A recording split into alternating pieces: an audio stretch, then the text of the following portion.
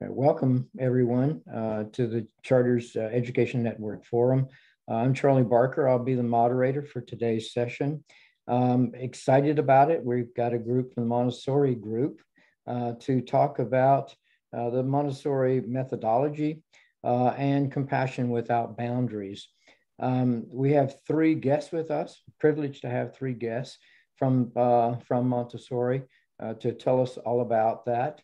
And we have Dr. Kathryn Mctammany, Dr. Amira Magaji, and Preeti Patel. Kathryn is Associate Professor, Department of Teaching and Learning at Vanderbilt University's Peabody College here in the USA. Dr. Amira Magaji is President of the American Montessori Society Board of Directors.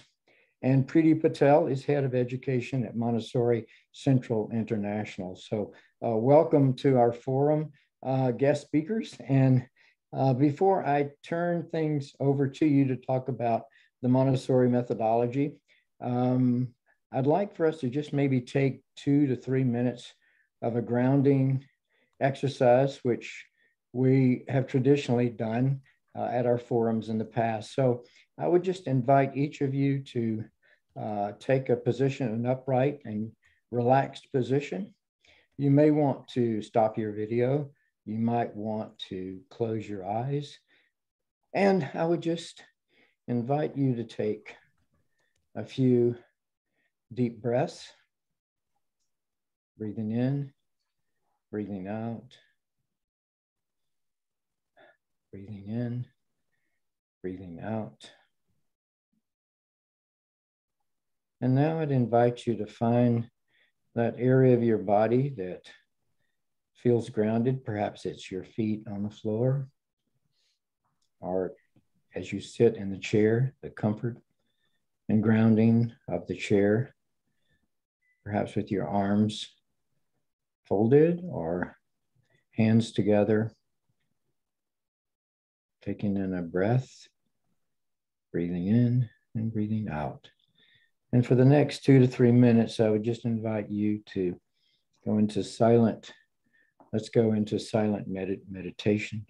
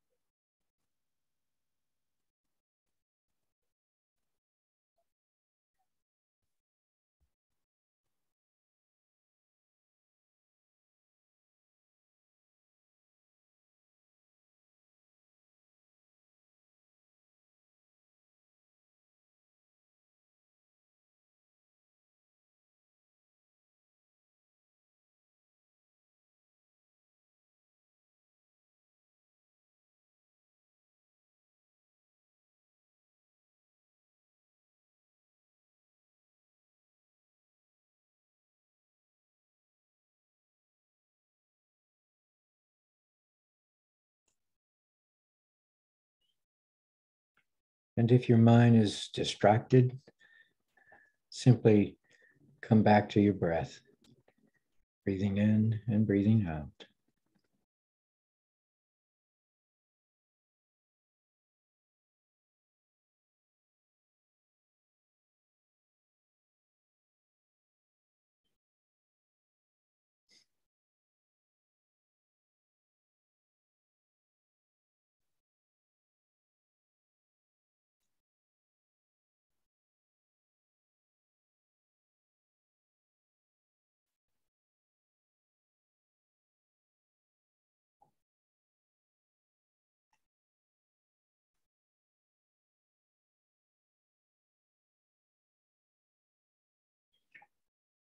And now I'd invite you to simply focus on your breath, breathing in, breathing out,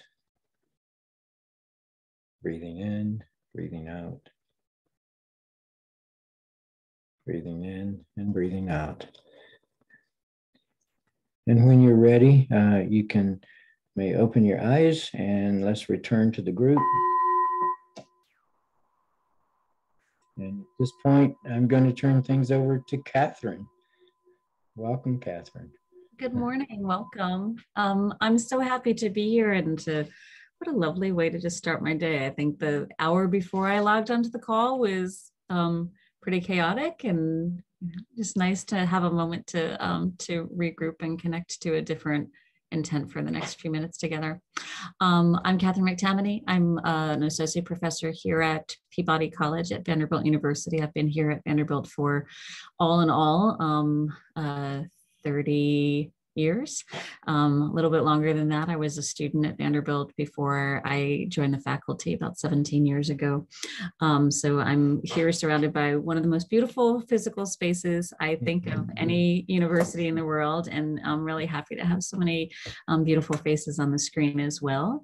I want to start just by introducing generally some of the practices or principles of Montessori to make sure that we have some shared conversation or shared understanding of what Dr. Magaji and Preeti and I will be talking about today. For those of you who are not Montessorians, if this is new to you, Montessori is a practice of education in some settings. For those of us who are maybe more deeply entrenched in Montessori, we might say that it's more than a curriculum, but a way of engaging in the world. It is a life perspective on how people learn and what kinds of communities we might be committed to if we think about particularly the nature of childhood differently than we may be encouraged to do so outside of these spaces. So Montessorians draw most of our practice from the work of Dr. Maria Montessori and the original schools about 100 years ago when they were first founded in Italy. But over that time, just like children have changed and the movement has grown, the practices of Montessori have also become more complicated and more complex and serve children in very different spaces now than the one little classroom in Rome at the turn of the last century. Montessori is present on 110 different countries right now and serves across the face of the planet about 20,000 children. About 500 of those schools are here in the United States. As a core principle for our classrooms, Montessorians believe some key things about children that regardless of where we are in the world or what our particular training backgrounds have been, we hold in common. We believe that children are intrinsically good. And when I talk to my teacher education students, I always say that that's not necessarily something that we take for granted in talking in spaces of early childhood or educational settings, but Montessorians believe that children are intrinsically good. We believe that children are intrinsically committed to being a part of their own communities and that they want to contribute in peaceful ways to communities in which their contributions have meaning. So we look at spaces where children exist as being places where there's lots of opportunity for purposeful engagement with their community.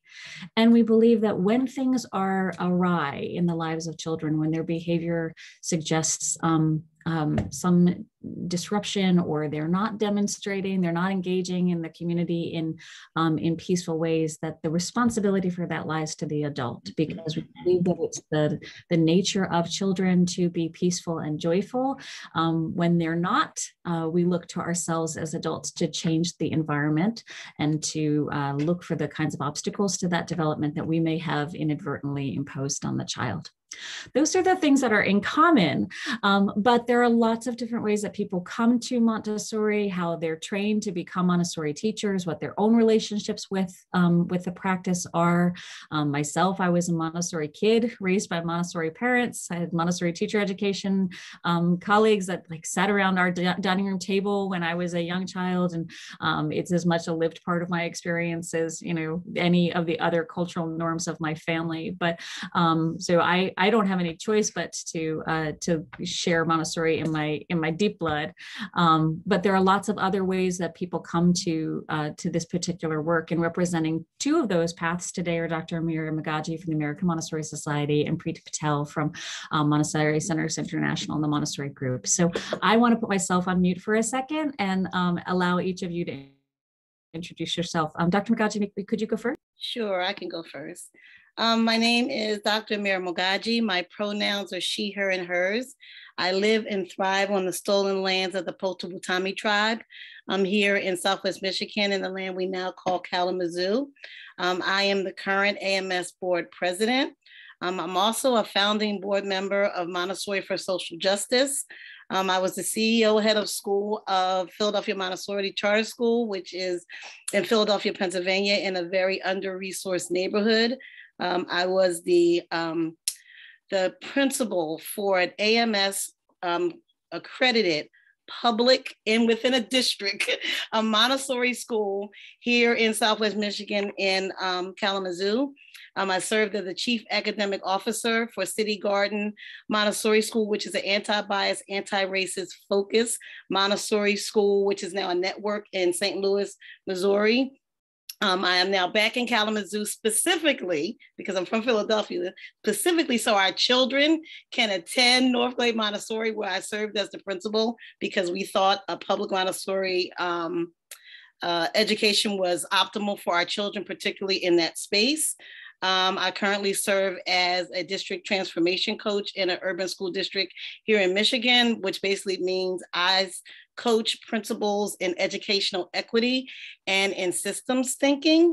And I serve on the ERASE board of directors here, which is erasing racism and celebrating equality and equity here in Kalamazoo. And so I'm happy to be here today. Thank you. Thank you. Preeti? Oh, what an act to follow. My name is Preeti Patel. I'm head of education at Montessori Center International, which is part of the Montessori Group. Absolutely thrilled that we could invite Dr. Amira Magaji to participate in this conversation, and thrilled to have Kathryn Mctammany, as always, on all our conversations. Kathryn, well, she's sort of based at the Vanderbilt University, is also a consultant for the Montessori Group, so it's always wonderful to have that conversation with her. Now, my background in Montessori education, I only recently found out I was a Montessori child. It was something that was a little bit hidden from me. My mum trained as a Montessori teacher, and I had no idea. I didn't get the opportunity to go to a Montessori school, but my home life was very Montessori. And, we never talked about it being Montessori. It was just how things were. And as I sort of grew and, went on to have my own family and started to think about what I wanted for my own children, the conversation started, and I was drawn to Montessori education as I started to look at different settings for my son. And as I walked around a number of settings, there was something that just kept drawing me to it. And I decided to retrain and become a Montessori educator. I ran and managed a Montessori setting for 15 years. And then there came a juncture in my life where I decided I needed to do something different. And adult education and training the next generation of Montessori teachers seemed to be the most logical step for me. And hence I joined the team at Montessori Center International. I'm now the head of education here and look to, at developing courses and training for the next generation of teachers. That's me in a very quick nutshell. Thank you, Kathryn. Thank you. I mean, and I think that that was the primary goal in inviting both of you to share in the conversation today, is to think about the work that we do as adults and the kinds of experiences that that we provide for adult teacher education practitioners as they sort of change their way of being in spaces with young children. Montessori cautions us, encourages us. I'm not sure what the right verb to use is, but there are three roles, primary roles to the work of a teacher in a Montessori classroom. The way that we conceptualize this work is the Montessori teacher is scientist, servant, and saint. And the first part of that, the idea of teachers as being scientists, relates back to those observations about Montessori, about what we understand about the nature of children, that we believe that children are developing according to their own internal nature, and that our responsibility in preparing environments that serve them is to observe them very carefully so that we understand exactly what this child's development is doing. There's sort of mystical language inside of Montessori that we use around the secret of childhood, that children have their own internal drives and purposes, and that if we're going to be able to support those best, we have to pay very close attention.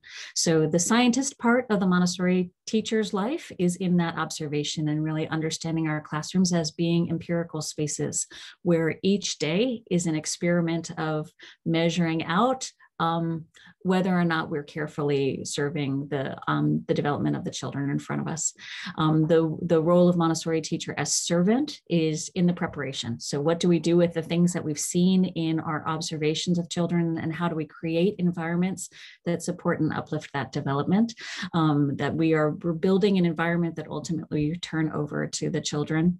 The ultimate goal of the Montessori teacher is to be able to leave the classroom and have the children not notice we left. So really creating spaces where the children take ownership and agency in their own creations of these communities of children. And then the one that I wanted to sort of dig into today is that third one, the idea of Montessori teachers as saints, that it's part of our work in the classroom to model compassionate care, to be attentive to the children's needs in ways that are respectful but not overbearing, to be deeply appreciative of the unknowable nature of the people we share the classroom with, and to allow space for that to happen, that we're modeling that in our own engagements as adults, which lots of Montessori teachers struggle with. We have a hard time transitioning to becoming Montessori teachers because so much of how we think about the role of teacher is sort of sage on the stage at the front of the room. Like, we're supposed to be the people who have answers to things, and we're supposed to be the people who already know how to do it right. And we're teaching children how to be right like we are in other settings. But in Montessori, that's the opposite. We're meant to be sort of intentionally wilting flowers, getting out of the way. So I wonder, from both a teacher education's perspective, Preeti, or an organizing Montessori schools, you're working with so many teachers and principals and school leaders, Amira, like, what are the challenges to being able to help teachers move into that space of humility and compassion that's so much a part of the Montessori practice? Do you want to go first, Preeta? Okay, so I just feel compelled to say this first. And that is, all of what you said is who we are, right, as Montessorians. And when I think about who are the children in front of the teacher, right? You're talking about the Montessori teacher as the saint, and you're talking about observation. You're talking about what do we need to do as the adult in the room in order to serve these children appropriately, right?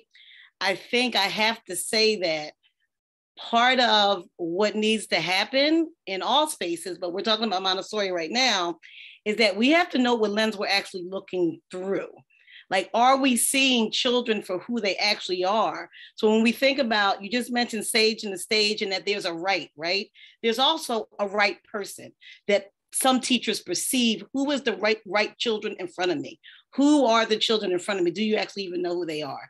And so I just want to offer that our primary role as that saint, as that scientist, and that servant is to create equitable and inclusive environments.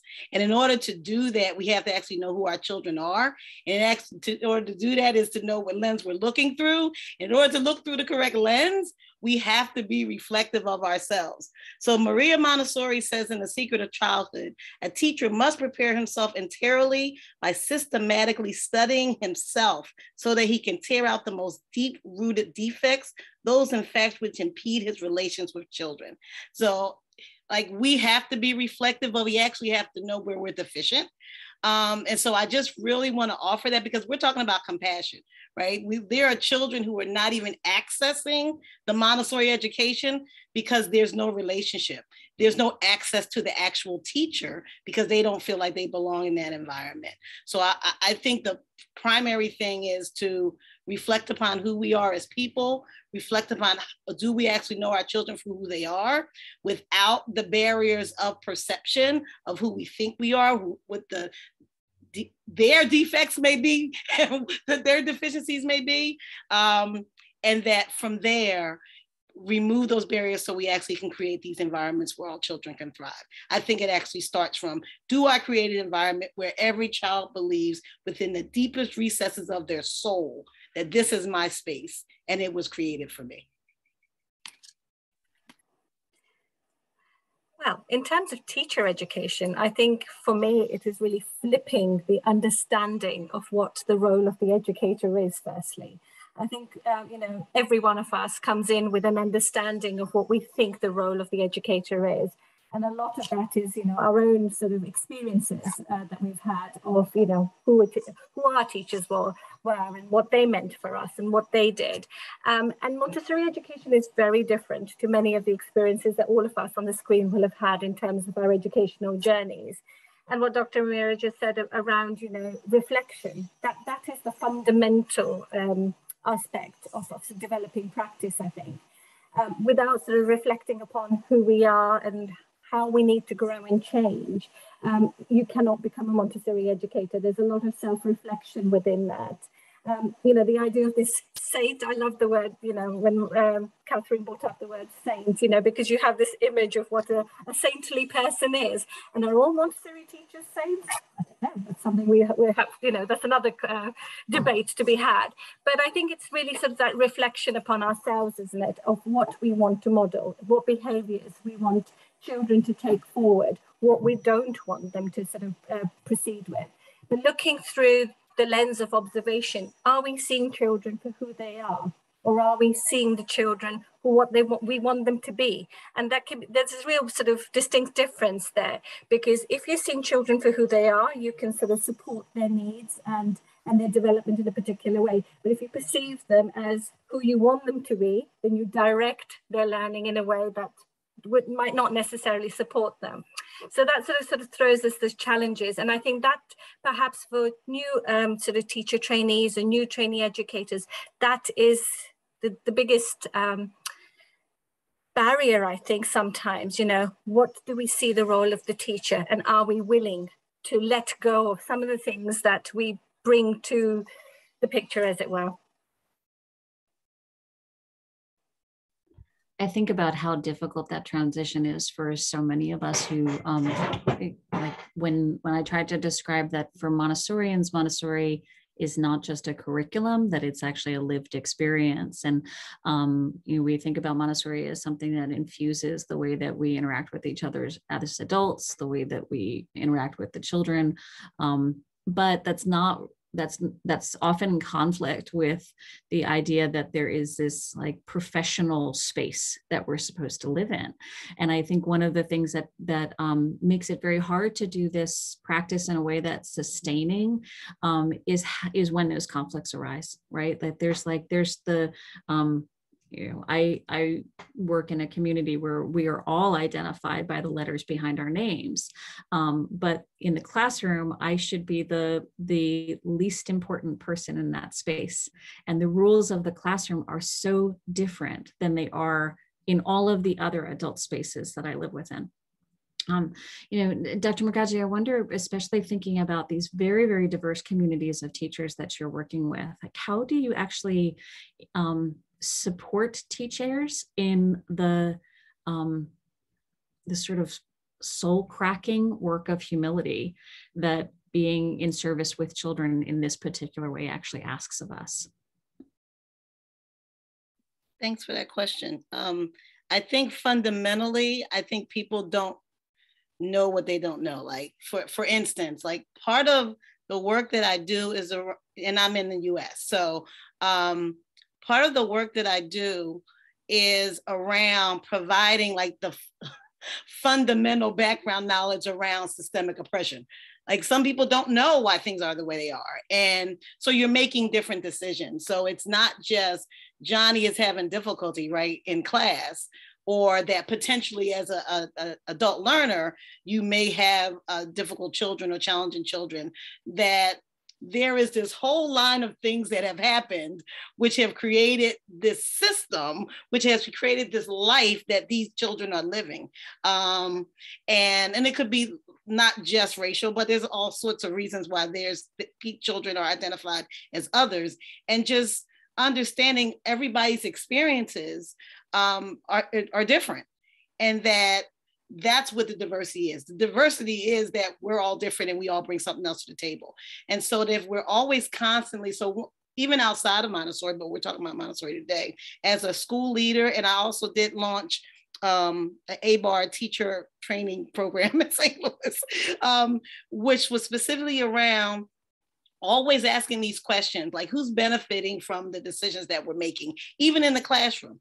Are we asking the right questions? Are we making sure that all children are getting what they need in this space? Are we making sure the adults are getting what they need in this space so that they can help support the experiences of children? And so I think that knowledge is critical, because this is actually not a vacuum. All of a sudden people decided we have to be nicer to each other, right? There was actually systems in place that created the inequities to begin with. And so I think it starts with creating a space for knowledge, creating a space for conversation. I believe that in all organizations, we should operate in communities of practice, so that as we are having new learnings, we're having these reflective discussions about it, because we're all at a different place in the journey, right? We're having these conversations about it, and we're helping each other think of next steps.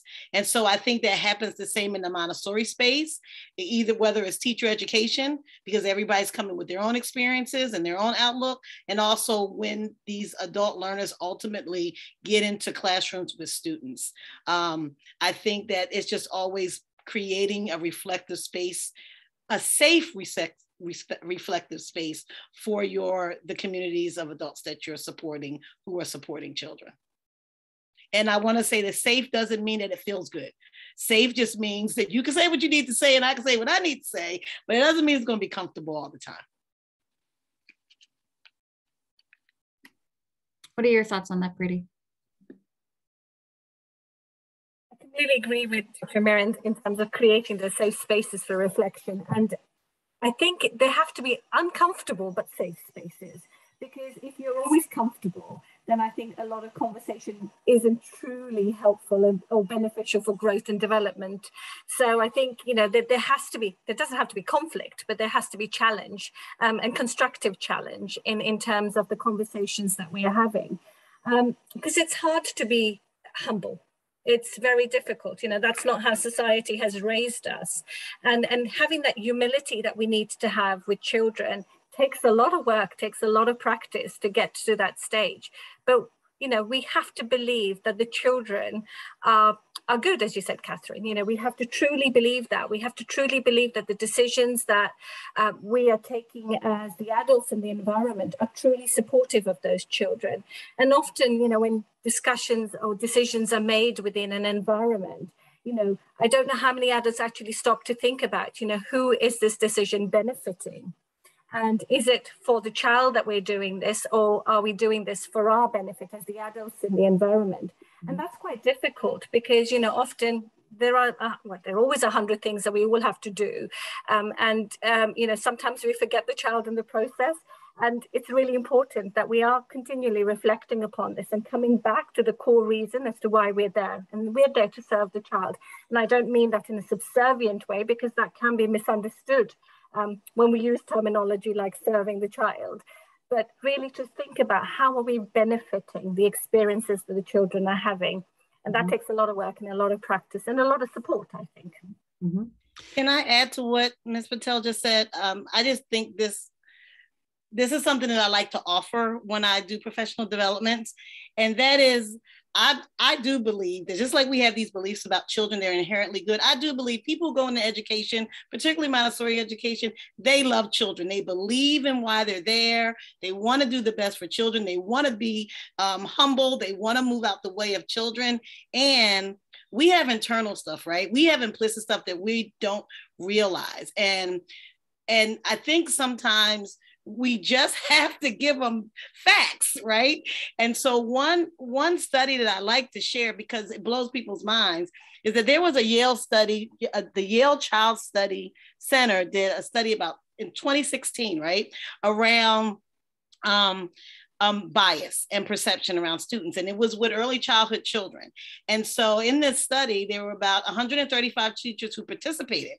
And so what they said to these teachers, they said, listen, every time you see a child misbehave or have some kind of disruptive behavior, you're going to push this button. So what the teachers didn't know is that when they were pushing this button, they were also looking at the eyes of the teachers. It was some kind of scan, and so that they can see who they were looking at. So they were black boys, black girls, white boys, and white girls. And almost every time they were only the black boys were getting the button. And it turns out that there was no negative behavior present actually. It was just the expectation of the negative behavior. And so when we're having these conversations about reflection, it's like when we edit our own papers, right? We wrote it, we think it's wonderful. We're going to miss the mistakes that we've made. That's why we have a copy editor, right? And so that when you're thinking about, we all do that. We all have these things that we're already looking at that little boy over there because we think he's going to do something wrong. And I think when you have like studies like that, it's helpful to just for people to recognize like, yeah, I love children and I also do have these biases that I don't recognize. That's the whole point. It's implicit. We don't know it's there. So I just wanted to offer that as well. And it usually blows people's minds when I say that and they can actually tell me, oh boy, I do this, this, this, and this. And I didn't even realize I was doing it. I mean, there is always a lot of unconscious bias that we all carry, and we have to be accepting of the fact that we all have unconscious biases. And that we also bring a lot of baggage with us, you know, in terms of our own experiences, both positive and negative, but, you know, we have to recognize that. And you know, when we're thinking about the term, the spiritual preparation of the teacher, it's really about looking at those unconscious biases, looking at that baggage, and really being truly truthful with ourselves, which can be really uncomfortable in terms of sort of supporting our own individual development. Because if we don't tackle those things with honesty, then we can't really work with the children in the way that we aim to. Charlie, do you want us to stop and take some questions? I see that there's one hand raised. I'm happy to just integrate this. Mr. Jameson. So Kathryn, Amira, and Priti, thank you so much for your presentation. Our kids went to Waldorf when they were young. We didn't have a Montessori option, which I sort of look at both models as being incredible because they acknowledge the spiritual dimension of the child. And I've been spending a lot of time over the last few years looking at trauma, and I'm looking at you, Amira. And what I've learned is that we have personal, collective, and intergenerational trauma. And I'm curious how Montessori teachers are informed about trauma in the classroom and with respect to the kids that are walking through that door. So you said my name, right? So yes, ma'am. Well, you're in Philly, right? I'm in Kalamazoo, but it's Kalamazoo. Okay. Yeah, so I'm from Philly, and I think we both can offer something here. I think that we all are learning new things about trauma for sure. Thank you for mentioning those three. I think as we move forward and think about not only the students in the classroom in terms of Montessori settings, but the preparation of the adults who are going to be supporting them, it is critical that they have an understanding about trauma, social emotional learning. When the world was regular, right? And now we have COVID on top of that, and what has happened over the last 2 years, and how what I think is, for me, I'm only speaking for myself, but what is important to me around trauma, and when you're training teachers and talking to teachers who are already in practice, is that academics are important, right? And the social emotional learning and the trauma-based informed practice is important, but it doesn't trump everything. It's like, you can't just say, we're only going to hug today and nobody's going to learn. And so part of that is that's learning how to infuse it appropriately, understanding who are the children who are in your classroom. That's all about engagement with families when you talk about that generational trauma as well, and why things are impacting their lives the way they are, and building relationships. And obviously being compassionate about, this is, we take children as they are, just like we should take adults. Who are the children who are in our space, and how do we support them? And knowing that trauma is overarching in all of it, and that everybody should have some kind of trauma-informed training. That's my personal belief. But it's not instead of also academics. We don't want to create a bigger problem.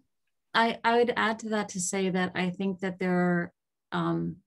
there's sort of the industry of teacher preparation. The industry of teacher education is very different from what Montessori originally called us to do, which is to say that if you want to go and do a Google search for trauma-informed care, or you want to do a Google search for compassionate teaching practices, things like that, you'll come up with these lists, and with training programs and curricula that you can say, I'm doing these things, and if I do these things, then I'm engaging in a trauma-informed way. Or, if I understand what are the qualities on the list of adverse childhood experiences, then, I know the words, I know the language, I know the lingo, right?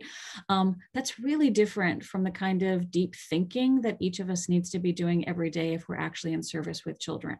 Which is to say that, just like if I was trying to change my diet, I might want to understand a little bit about the chemistry, and there might be rules that I follow while I'm habitualizing practices, but it doesn't eventually remove the wonder that I should experience when I'm tasting new foods, or when I'm imagining the extraordinary things that have to happen for a seed to become a tomato.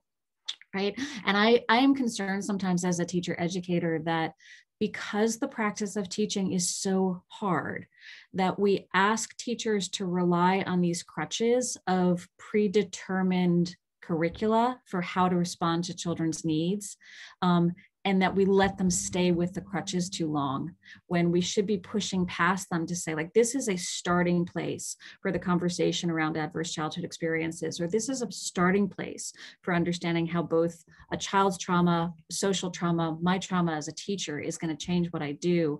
But it doesn't give me, it's not enough. The work is too complicated for us to just do that sort of starting language. It's like the difference between Duolingo and being really fluent in a community, that there may be some things that I do to understand the space, but my curiosity and my wonder for what more I might learn always has to stay quite as high, just as high. Hop in. I don't have to call on you, Dr. Mctammany. Well, I just wanted to add to that. I agree with that. And so I just want to clarify, I'm not talking about programs. I don't actually believe in separate programs. So anything that we do in service of children in a Montessori setting, I think the conversation is always, what does it look like in this space? Mm-hmm. Particularly when you're talking about public and all different, what if we believe in Montessori philosophy, what is what we need to do? What does it look like here? So I just want to be clear that I'm not suggesting we go get, a SEL program. I mean, there should be an understanding that there are things that we all come with, experiences that children have. And in order to support those children and to be in service with those children, what does it need to look like according to our philosophy? What does it look like in this space? I just wanted to be clear about that part. I'm not sending people to buy an SEL box right now. I think Ole has a question. Ole? Can I just add to that? I was just sort of, before we have that question, sorry to interrupt, but I just wanted to add, having programs sometimes can become a tick box exercise rather than a real support and solution. So I think we really have to start with, what does it look like for us here and now? What is it that we need to focus on in terms of the children that we have? Because trauma, it's such a big term, isn't it? And there can be all sorts of different traumas that we're dealing with. And I don't think there can ever be a program or a training that will encompass everything. So it's really starting with our children and really seeing what it is that they need. And making sure that we don't just do it for the sake of doing it and say, yeah, we've ticked that box, it's done. That's the important part to sort of consider that. Apologies, please. Next question. Well, it's following on the same thoughts that Gard brought up. I actually started the Montessori kindergarten some 33 years ago when my children needed some pedagogical support outside of the home. And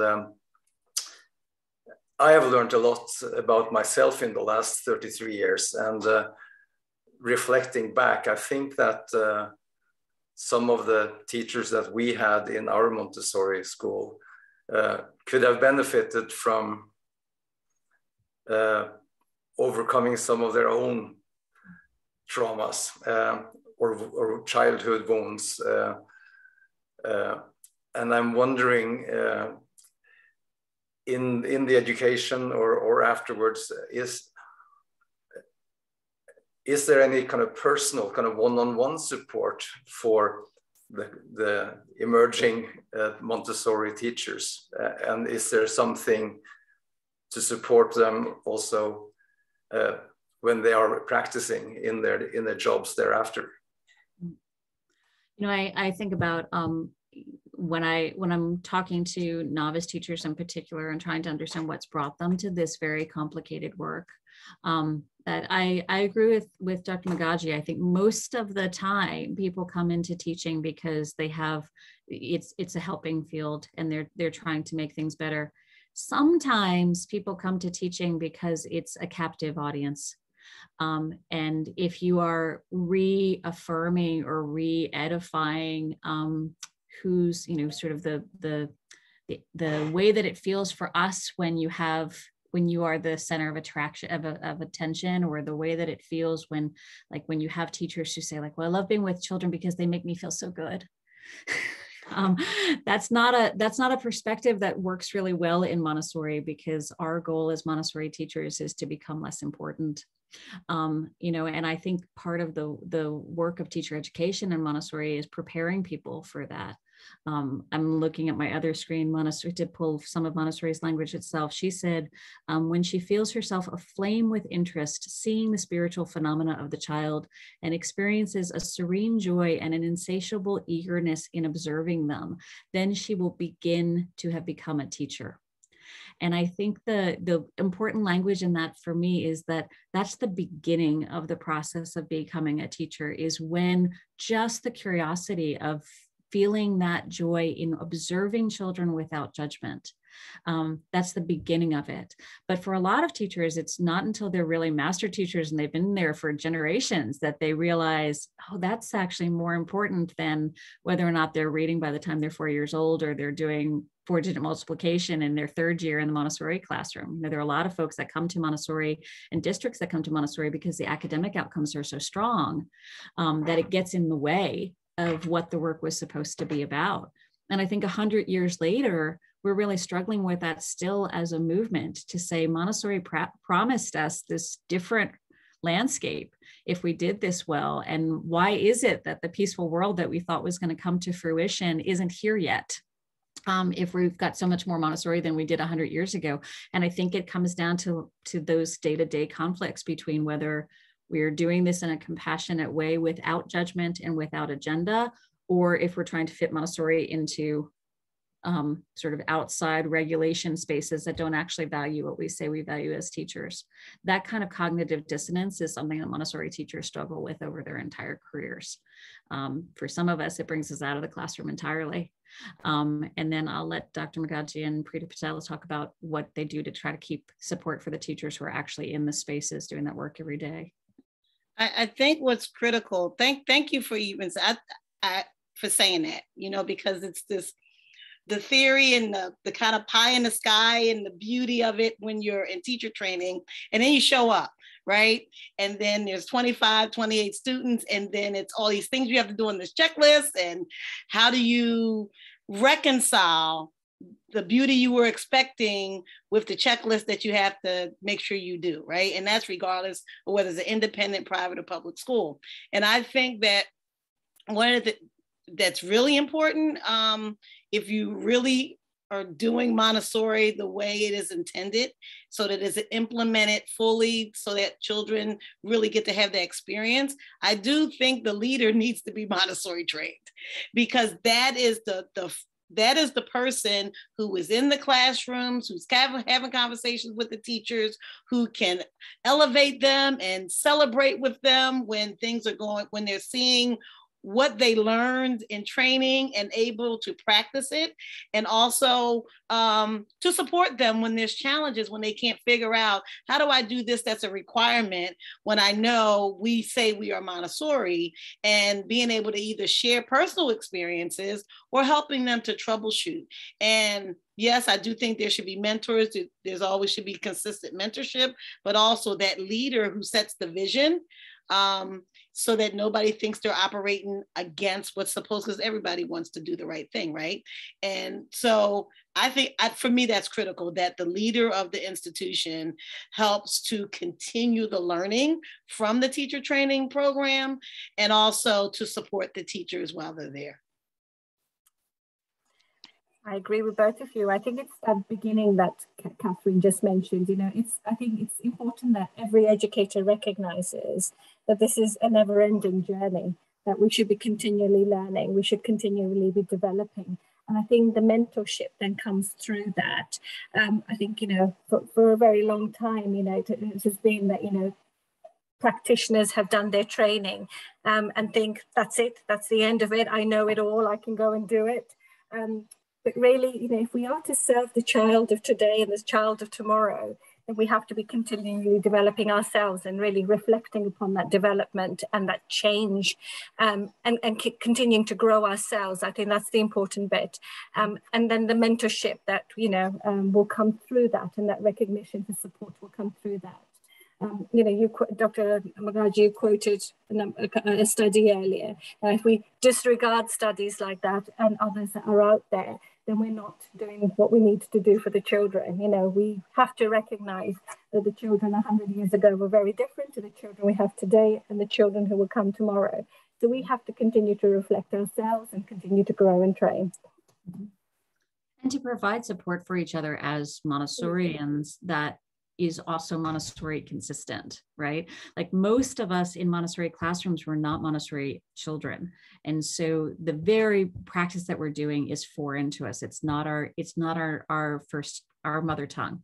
And so we are when it's a stressful day, when we are having a hard time, we resort back to the things that are natural to us, which are our own training in much more traditional authoritarian and control-based spaces, which is really hard in teacher education to figure out how to create compassionate environments and communities of adults when we've never done that. Like we haven't built those communities in thoughtful ways inside of school settings before, even when we want them to emerge with the children. I'm doing some writing right now with the American Montessori Society for some summer professional development for them, and it's around self-care for teachers.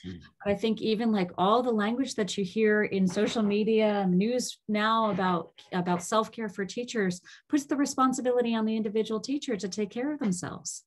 When maybe the question we should be asking is, how do we create communities where we're caring for each other, where the self-care that the care that we need, we receive because we've offered it to someone else first.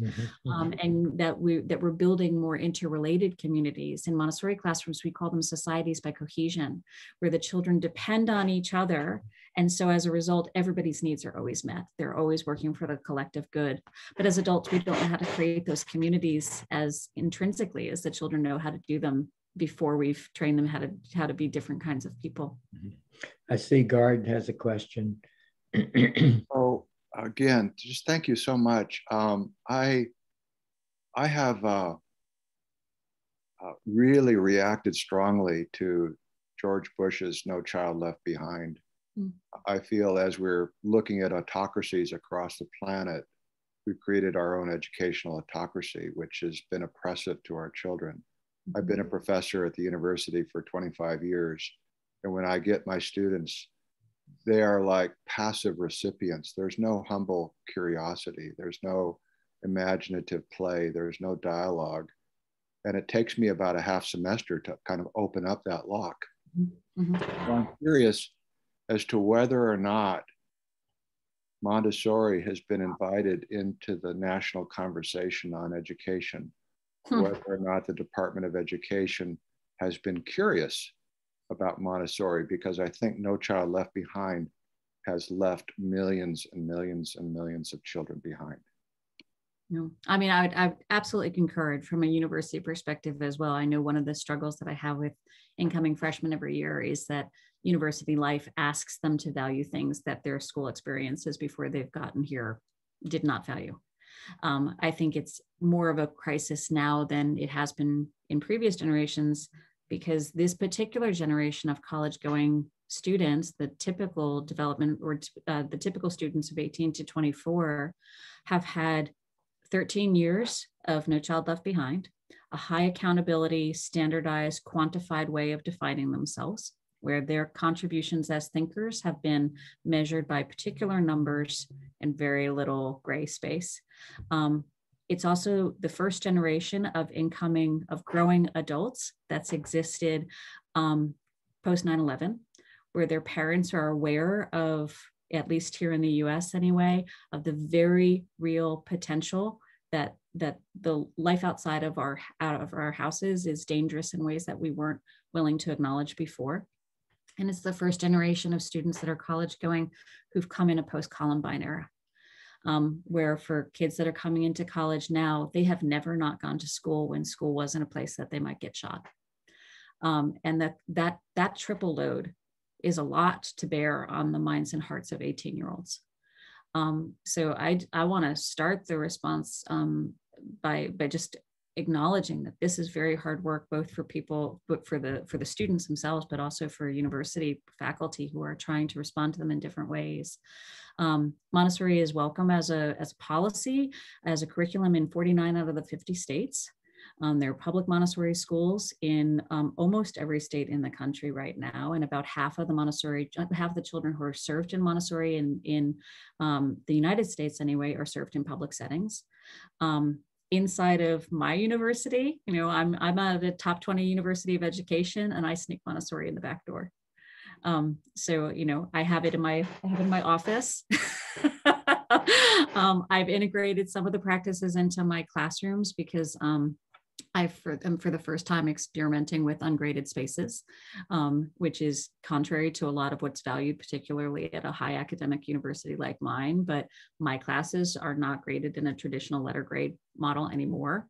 But similarly to my previous comment about where teachers find that comfort to do it, it's taken me 17 years on faculty to feel comfortable saying, I am assessing students according to a value system that I don't actually believe and I think is hurting them.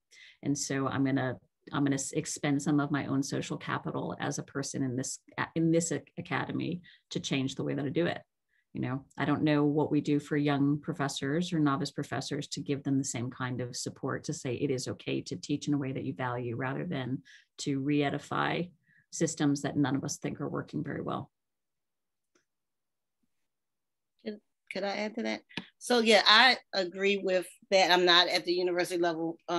However, I have worked in public education. I believe I am an urban educator. That's what I believe in. I believe in working in public schools and under resource communities. And while there is definitely damage as a result of No Child Left Behind, what it did do was identify there were children who weren't getting educated.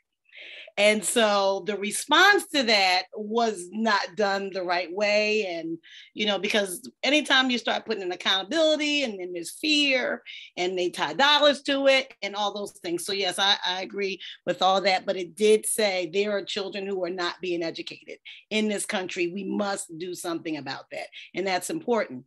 And so the beauty of you mentioned that we have all of these Montessori schools, particularly over 500 public Montessori schools. Some of them are accredited by American Montessori Society and other affiliations. The beauty of that is, particularly if you have a Montessori principal, is that you then get to reconcile that these are the things that the world, the government, whoever believes children should know. We get to decide how we impart that knowledge, how we create the educational spaces for those children to learn. And so I think there's the rub, right? Most people, it's particularly if you're not in a Montessori space, where most people aren't, you can't do that. But if there's a Montessori program, and I'm not downplaying any Montessori program, anybody who wants to do something differently to serve children, I'm all for it. But let's just make sure we're getting our bang for our buck. But if we are truly implementing Montessori as it says it should be done, is it space in there? Is there an advocate in that space, in particular, in that public space, public school space in particular, who knows how does it look like here? That was always the conversation when I was a principal. Okay, we have to do this. What does it look like here? And quite frankly, there are many, many, many, many, many times that my teachers never knew what came down the pike. Because I just told the district, I'm not doing that. It's not Montessori. It doesn't serve children. And if anybody's going to get the lump, it's going to be me. Very few times that I have to say, guys, we just have to do this one. Now, I'm not saying I didn't have children do testing and things like that. They did much fewer tests than the other schools did because it just wasn't aligned to how we did things. But it turns out that in most cases, they performed better. And another thing that we did, which was our responsibility as the adults in the building, let those children know that these numbers don't define you. These are things that some people decided you need to know. And this is how we use it in our world. And really, this test is for the adults. Did we teach you? Did we provide you an opportunity to learn the things that you were supposed to learn? I understand that's not what it is in most cases, but in Montessori, there's an opportunity to have those conversations. But I think it has to be, I do think that if there's Montessori leadership who understands that, oh, you know what, actually, it's called this in Montessori, it's just called this somewhere else. It's over here, it's called differentiated instruction. Over here, it's called something else. And if you have an interpreter who can then talk to the right people, then it makes it easier. But in most cases, we've had children leave our building and go to the traditional school. And every year they tell us how all the Montessori learning outcomes, our children are more independent. They're more compassionate. They know what, they don't use the term cosmic task, but they know where their place is in the world. They know how they can serve others. And that's because of the environment they were in. They took the same tests, but their environment was created differently for them. So it's unfortunate that so many children don't get the Montessori experience. And in Montessori, you have an opportunity to do things differently and still kind of fit in whatever this bubble is that was created. You know, it's, yes, Wendy, please. Yep, hi, fascinating conversation. Thank you all. What came to mind for me was many years ago, when I was a Montessori teacher, a little boy, a 4-year-old who'd come in, he'd come to the Montessori school, very purist Montessori school from another form of school, and how every day he came in and nobody interfered with him, but he just stood by the shelves And then the following day, he just looked at the teachers, and again, nobody interfered, and it took about a week. And then I remember him sidling up to a shelf, and behind him, he pulled one of the practical life exercises, waiting for a teacher to pounce on him, and started to realize that nobody was going to interfere with what he was doing. And then he was off, and it was that sense of all the teachers in the room going, it took that amount of time. And God, I was thinking about in the universities. I know years ago, I was listening to a university professor, and he, for the first half term, when all the students arrived, he didn't give them anything set out to do. He said, no, you tell me what you want me to do. I'm here as your mentor, completely through, because they didn't believe them. At first they were upset about it, but then they suddenly realized that they had an expert mentor and companion. So it's this unlearning, I think, that's so interesting. And there are a few things that came up to me. When I trained, we talked about the inner life of the teacher and the spiritual development of the teacher, but there was nothing of that in the training. So one, I'm now super interested to know what all of you are, how you're approaching the spiritual development of the teacher, and how, because I think there are huge opportunities to look at the inner life, but actually inner practices, not just the intellectual understanding of why I should be reflective, but we've moved on so far in terms of the resources that are there to support our inner lives. So I'd be very interested to know how you're now doing that within Montessori training. And then I also think there are huge opportunities, enormous opportunities for Montessori to play a key role in terms of sustainability and peace studies. So what we're really saying is children coming out of Montessori schools they have a quality, and this is why Montessori was so keen about peace, but she also spoke so beautifully about love. There were things she said that I think 100 years later are really now on the button. So I think there are possibilities now for Montessori to move into an arena that wasn't there before.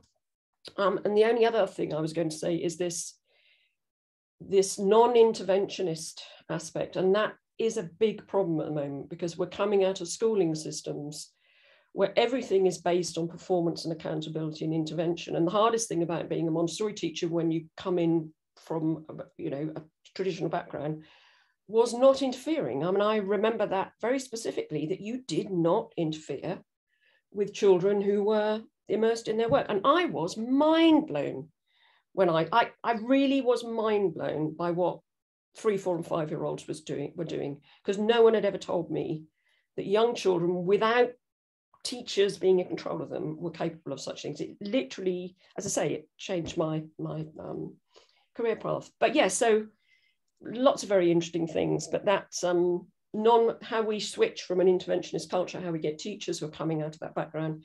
So I'm super interested now in how you've moved on from like 30 years ago. Yeah, I think you've identified some of the things that are key to Montessori teacher education and to our practices, though. There's a sort of standard rule that wherever you are and wherever your Montessori teacher background is, that one of the rules that we follow is that we don't correct unintentional error. And I think that it seems like a smaller ask of teachers than it actually is. It's a huge ask, because if I am coming into a classroom of 3-year-olds or 6-year-olds, 9-year-olds, 12-year-olds, 15-year-olds, and I have to sit on my hands, if I see a child engaging in purposeful work, even if I don't know what the purpose is, it offers the child so much respect to say, I don't have to fix you.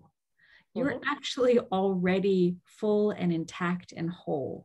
And when Montessori talks about the secret of childhood or following the child, it's because she believed that children would become different adults than we have been, unless we kept interfering with them and told them who they were supposed to be before they had an opportunity to uncover it for themselves. And anytime that I step into a child's space and interrupt them from something that is meaningful or purposeful to them, I'm telling them, I already know what kind of adult you need to be. And so let me help you get better on track. But goodness, like if that was actually the case, we wouldn't we wouldn't be in the political strife that we're in. We wouldn't have the equity issues that we're in. We would be treating each other as adults with a totally different level of peacefulness and compassion than we do. Like I'm the very, very worst adult to model, right? Because I've already become I'm already the outcome of all of these other experiences. The child's promise is always going to be greater than mine is as an adult. And if I keep thinking of them as things to fix and correct, I'm just going to make more hostile, competitive, violent, uncompassionate adults. I have a comment and a question that I'd like to hear your thoughts on, the three of your thoughts on. I think the comment has to do with language, and it has to do with transformation. And I just sense from everything that you're saying that Montessori is one of those transformed but transforming organizations to goals that really direct themselves to the individual, the growth of the individual, the development of the individual, and take into account with great reflection a particular situation. A kid comes to you very unique in his experiences, both they be positive or negative. And I think that empathy requires that we cognitively try to, navigate the what's the situation all about with the effective empathy, which is resonating emotionally with that child. So I just think this has been exciting for me, because in the medical profession, we see the same thing. We see the same thing as, quote, mentors or teachers, and we still use the language of teacher. And in the past several years, working with compassion integrity training, I really embraced the language of facilitator. I'm a facilitator, not a teacher. I don't know all the answers. And together we can learn better how to go forward. So that's my comment. But my question is how, and there is a local Montessori school in southern Dallas, which is where our greatest need is, Amira, with regard to diversity and leaving children behind. These children need the kind of support that you were talking about earlier. They are the kids that have been left behind. They are the kids that we need to address. So my question, in this particular organization or school, they reach out to the parents of unborn children who are being born, that of course the hope is that they will enter into this Montessori type of environment. But they reach out to these parents. So I'm just asking you from a national, international perspective, is Montessori, is that part of what Montessori is doing or will do in the future to reach out to parents of kids that aren't even born yet, and when they're born, be able to mentor them into the Montessori school system? So thank you. So I know there's infant and toddler in Montessori, but I hear your question as, are Montessori organizations or institutions reaching out to communities before the children are even born to help that line? So they're already caring for them. And so I think about the Harlem Project, which is basically it was a grand project in a very under-resourced community in Harlem.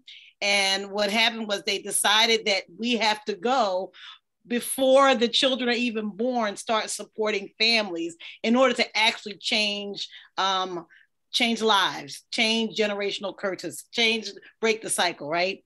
And so I actually think that's a great idea. Sometimes when you already have the students, it's automatic, right? I can think about having one Montessori student from a family, and if that is a great experience for that family, if they feel like they belong in there, you're inclusive, if they feel like their humanity is kept intact as they are learning when you're doing stuff with them and not at them, because historically people think they're less than, that there is a better opportunity to link onto that family, and one after another, each one of those children will come into the school. If you have an instant toddler program, it's easier, but when you're talking about public education, they typically don't come until they're 3 because that's when the funding starts. And so I do think there's a great degree of, that makes great sense. And that's why, you know, schools aren't vacuums. Schools are within communities. And so even if you don't have children in your building at that time, the outreach is always participate in community things. Where's the library? Go talk about your school there. Where's the local library? What's the football team? Make sure if you have kids who are in your school or on the football team or the soccer team or the baseball team, that you're a presence and you're holding conversations and building relationships. And when you're learning about families, you know, I always do it the flip way. Like, you talk to parents about what they want for their child, and what they want to be whole, they want to be cared for, they want them to have freedom and creative spaces and autonomy and all these wonderful things. And then you can say, oh, that sounds like Montessori. Let me tell you more. And so you build those relationships and you like pull them in, because I do believe Montessori can be life-changing for families, because it's a different way of doing and a different way of thinking. But I do want to also add that there are cases where, no, I don't think teachers come in and they should have to intervene, to your point, right? That's not what we're about. But it is a social justice issue if we know that Johnny can't read and we don't do things to help Johnny read and he's not 9. And so even in our Montessori context, we can think about what are the lessons that need to be available for this student to help move he or she forward. So keep engaging with the community. Thank you. Thank you. I was going to say, at the Montessori group, a lot of effort is being made to do a lot of social impact work, to reach out to those communities who may not have even heard of Montessori, so that that's part of the conversation and is part of an option that's available to them. And I think it's really important that every one of us sort of starts to think more reflectively upon, you know, what we sort of see as the the purpose of education. You know, are we sort of always sort of thinking about education as a destination in terms of the grades that we want individuals to get, or do we think about, you know, education as a journey so that every individual, you know, develops into the best version of themselves? I think until we start making those distinctions, we'll have a bit of a battle, and you know, we just have to start that conversation. So, Wendy. Yeah, I was just going to come in on that and say the good news is, because I'm very embedded in global conversations on education systems, wider education systems, and the move towards ecosystemic thinking, personalization, you know, schools as living systems. I mean, all the narrative around where the global move in education is very much much more aligning with Montessori's belief system. So as I say, for me, I think there's never been a better opportunity to start looking at the narrative that's going on and bringing the two together. It's always a dilemma when you have people like Montessori and Waldorf, for you're stuck in the library according to, in fact, both had extraordinary, interesting things to say, and so we should be kind of celebrating the best of what we now understand about human nature. And also the idea that humanity is evolving, and what Montessori saw was we should just be holding this unknown quality, this child that we don't know, and that we want that child to become whoever they're going to become, and we can't predict what that is. And that kind of futures thinking, and not interfering with this new evolving human being who's nothing like anything in the past. I think there's some magic around that. Yeah. I would add Reggio Emilia to that mix too, and I think that, you know, I am trained as a Montessori teacher. I'm a Montessorian in down to the cellular level, but I think it's like any other doctrine. It's just a different way of describing something that's bigger than my own opportunity to understand. And so if people get to the same outcomes and call it something different along the way, that is just fine with me. We have a long history in the US of a lot of politicalization, even within the Montessori space, and a lot of the struggles that exist inside of Montessori equity issues right now, they mirror the same paths of inequity that have happened in other school settings. So we are not above the fray for that. And I think we have work to do internally to think about the ways in which we've propelled the Montessori movement as an organization in ways that have been on the necks of people who might have otherwise benefited from this worldview. But I just also draw attention to the work of Yolanda Seeley Ruiz. If you haven't heard of Yolanda's work before, Yolanda is at Columbia, and she's just one of my favorite readers and speakers, but she talks about teacher education from the perspective of love. She's both a poet and a teacher educator, an equity advocate, and I like to bathe in her words. But it's another rabbit hole to go track down if you're interested in other people that are also thinking along the same lines that it sounds like you are, Wendy. I think Montessori has an opportunity to, as things are changing and as we are acknowledging and recognizing, as Kathryn just said, that these things happen in Montessori spaces as well. And for hardcore Montessorians in particular who say, this is what Montessori is, it's really up to those, we're not governing bodies, but, so AMS, AMI, it's up to us to say, this is what we believe. AMI now has a statement, and AMS has an anti-bias, anti-racism statement, a non-discriminatory statement. So just like if we were in a school and in a classroom and we have the standards and criteria, I can go to the district and say, hey, this is what we say we are. We're an accredited Montessori school. These are the things that we have to do. Now, when we have Montessori schools that are struggling with how do we move forward in this anti-bias, anti-racist work, in this equity work, in this diversity, equity, and inclusion work, we're looking to the AMIs and the AMSs and the MEPIs and all the other organizations to see where's their journey taking them. What kind of professional development are they providing? What kind of trainings are they providing so that we all have an understanding that the world is changing. We have to heal some things. We have to support the educators. Now, it has to be done. Nobody says that they know how to do it, but there are folks who do. So where is the support? Everybody wants it to be equitable, right? Everybody wants to elevate children and keep their humanity, but some people just don't know how to do it. And so where are the resources to provide it? So that's also the responsibility of those organizations to say, hey, here's a path.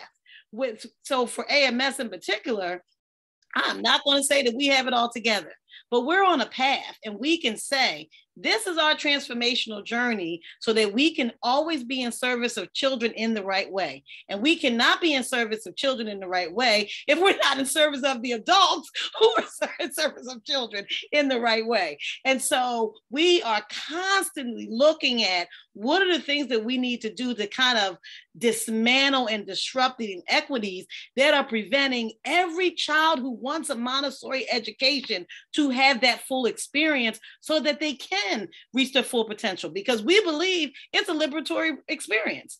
When it's done the way it's supposed to be done, in spaces the way it's supposed, with the right people, because there are people who do Montessori because they like Montessori. They don't care about the kids in the class. They just going down the list. But there is such an opportunity to change the literal world.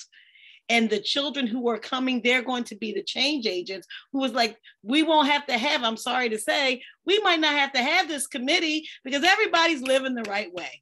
We're already compassionate. We're already living by the golden rule. And that's really what the journey is. And so I just think we have to also have those exemplars and showing that intentionality around this is what we think it should look like. And this is how we're going to help you get there. I think we're coming up and we have two individuals who have questions. So maybe we could address those questions. And then I want to leave a little bit of time for Marilyn to let us know what's coming up next at the forum. So I think Cindy, you had your hand up first.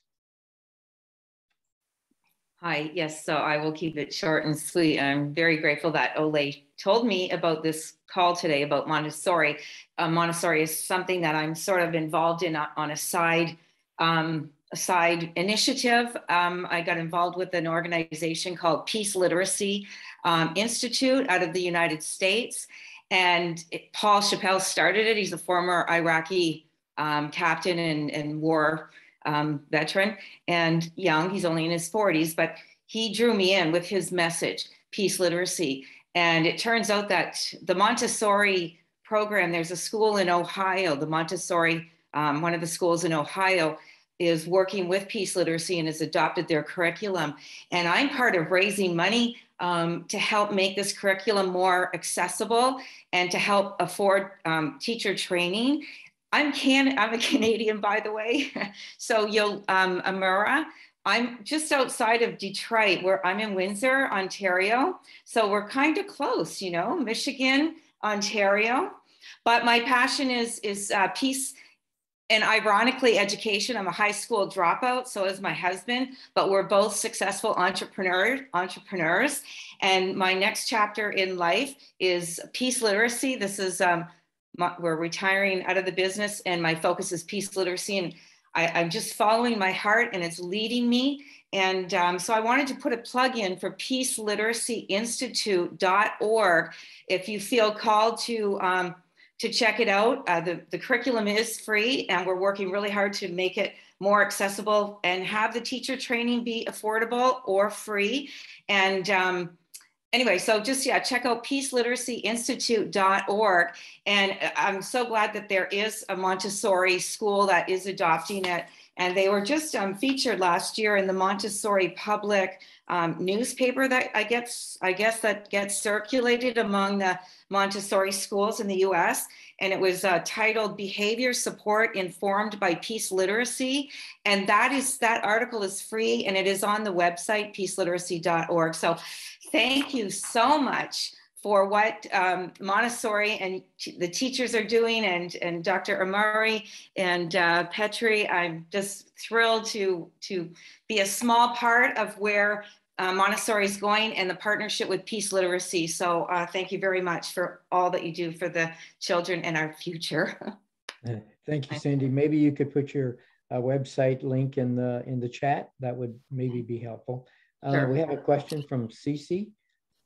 Yes, thank you. Thank you, guys. I just want to say that it's really inspired to hear you all talk about this. And I love the way you say your vision of that this is a service for children. It really changes the game to see the things in that way. I just want to ask if you could please elaborate a little bit more on how do you get the parents involved? Do you have a specific training? Do you have committees or anything like that? Thank you.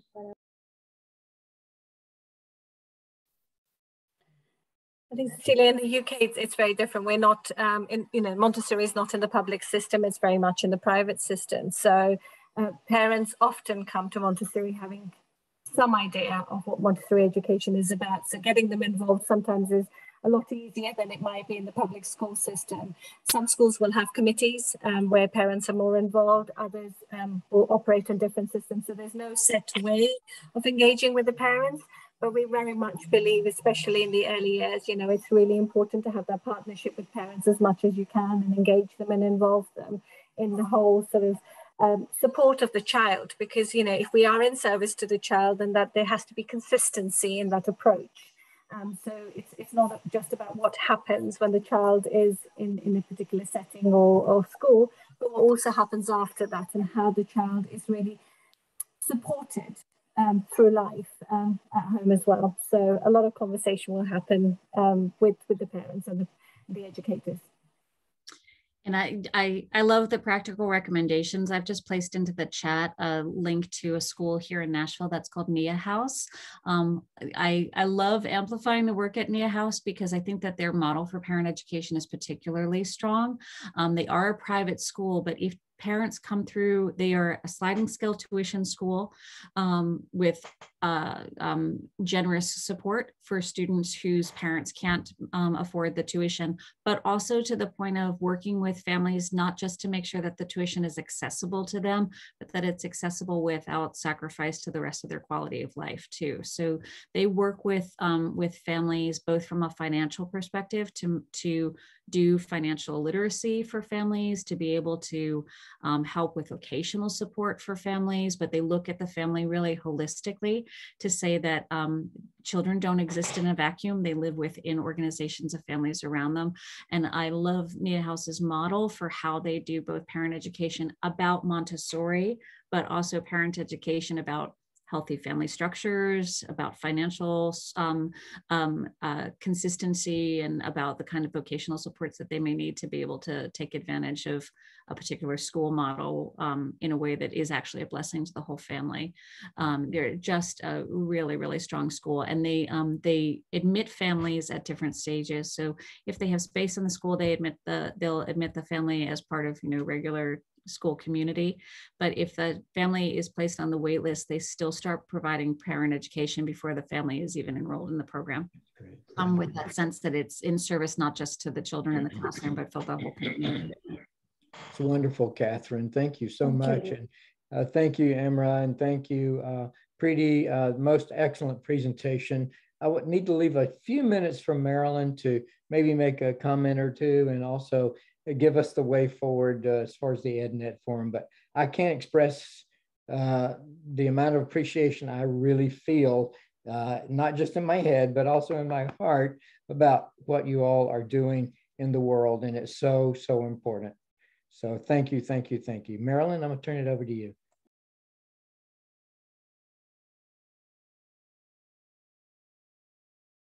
Your mic is off, Marilyn.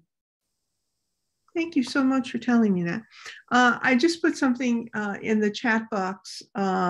It's a program that's been around for a number of years, but keeps getting better, I think, as it evolves. It's by Don Dinkmeyer originally, and now it's been taken over by another group of people, including his son. But it's the STEP program, Systematic Training for Effective Parenting. And I was involved in the initial conversations and pulling groups together in circle from schools and just presenting that program. And I think it's a real compliment to Montessori and to the work of Alfred Adler. So if you get a chance to look at it, it is just kind of a wonderful thing.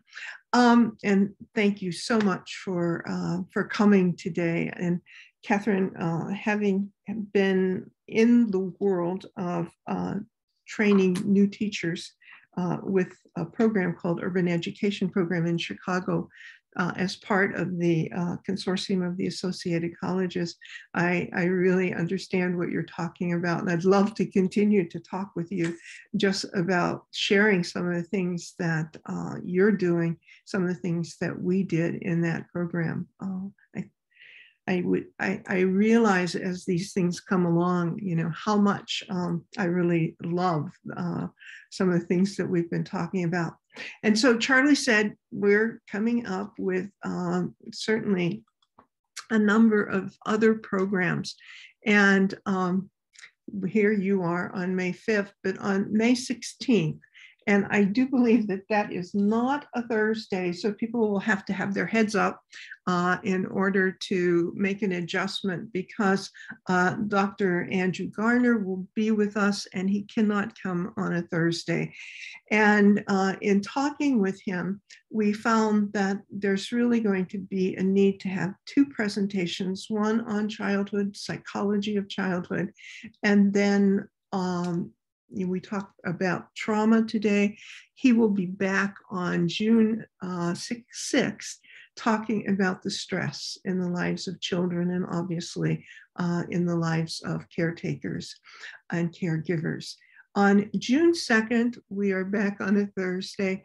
So we have some things that are kind of coming together here, but the Respect program is from the Netherlands, and it is a program that happens and schools kind of come into the program, there'll be an opportunity to kind of follow some of the activities and processes that are used in the program. And it has also been pulled up in a way that is unusual. A business from the Netherlands has decided to sponsor this program and introduce it into countries in which their businesses occur. So I think that would be an interesting exchange. Marilyn, I need to jump to another meeting. I've just made you host. So okay, thank you. The recording will end now. Thank you all. Just real quickly,